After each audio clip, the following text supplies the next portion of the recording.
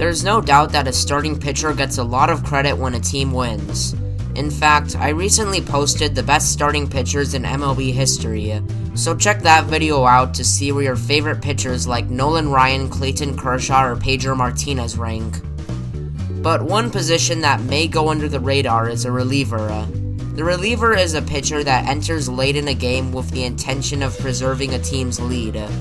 When it's late in the ninth and you're only up by a run, the relief pitcher's job is to come up clutch and save the game.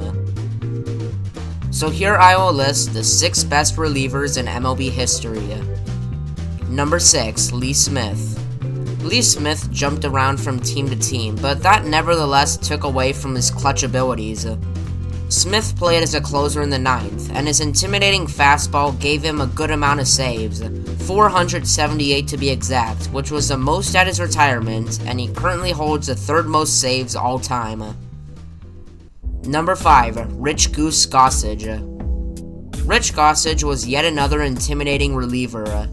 Even though Goose basically just threw one pitch, the fastball, that didn't stop Rich from entering late in the game and striking out batters.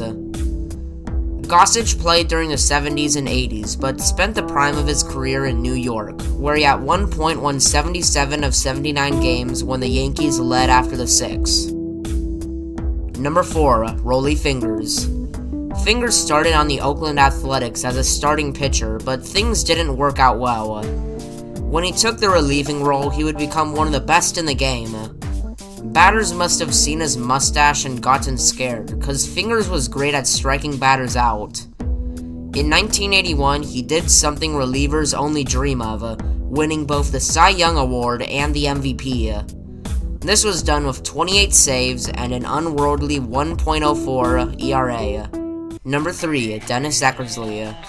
Just like Fingers above, most relievers began as starters until it didn't pan out. This was also the case for Dennis Eckersley, where he won almost 200 games before Oakland brought him to the bullpen. But that turned out well for Eckersley, since he won an MVP, a Cy Young, a World Series, and got 390 saves. He was especially known for his animated pitching motion, which kept hitters unbalanced. They're moving outside again, and struck him out with it. 49 and 51 opportunities. Well, he has an easy one, and the Oakland A's magic number is down to 4.